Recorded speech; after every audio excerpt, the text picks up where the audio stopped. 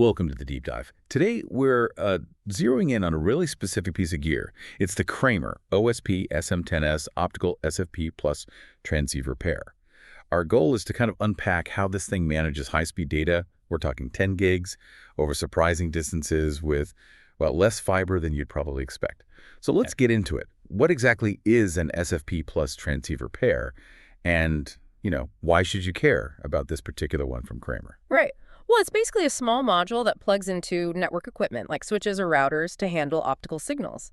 And you should care because this specific pair is engineered for top-tier 10G signal quality. Think high-res video, uncompressed audio, that sort of thing. It's certified, it's hot pluggable, which is great for maintenance, means you don't have to power down the whole system. Power down time, yeah. Exactly. And it pushes data up to a maximum of 10.2 gigabits per second. But the how is the really neat part here. Okay, 10.2 GBps is fast, no doubt. But the thing that jumped out at me from the specs was the cabling. It says simplex single-mode fiber and single-strand LC connected. Now, wait a second.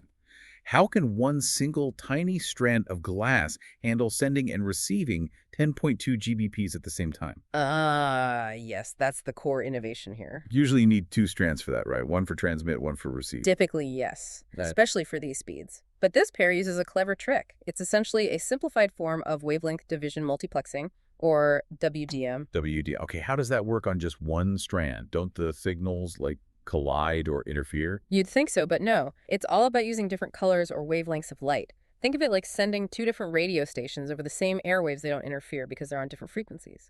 So module A in the pair, it transmits its signal using light at a specific wavelength, 1270 nanometers. Okay.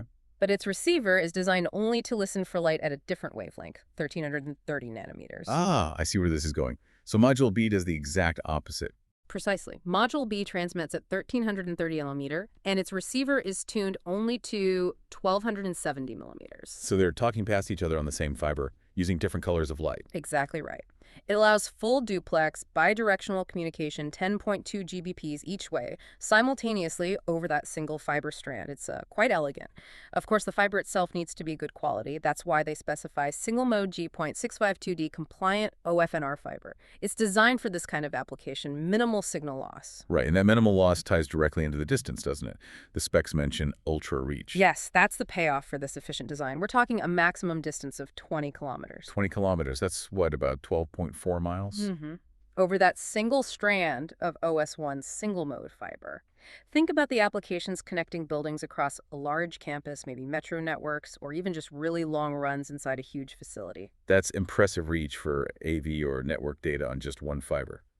So for people integrating this, what about the practical side? Compliance, warranty, that stuff? Good points. It's TAA compliant, which is often crucial for government or educational projects. Right, a big deal for public sector bids. Definitely. And it meets key industry standards, i.e. E802.3AE, SFF 8431, SFF 8472. Basically, it signals that it'll play nice with other standard 10G equipment. Kramer also backs it with a pretty solid 7-year warranty. And looking at the listing, there's free shipping and even potential discounts off the MSRP, so the cost aspect is also, quite compelling. Okay, so boiling it all down, the key takeaway seems to be using this smart wavelength splitting, this WDM approach, lets you get really high data rates, 10.2 GBps over seriously long distances, 20 kilometers, all while cutting your fiber requirement in half. Just one strand needed. That's the essence of it. And that leads to a final thought, something for you, the listener, to really chew on. Given that you can push this much data this far on a single strand, how does that fundamentally change the economics? Think about designing and building out modern networks, especially for long distances. What does cutting your fiber cable cost, your installation complexity, potentially even your long-term maintenance by half? What does that do to the overall project budget and feasibility? That's the real impact here.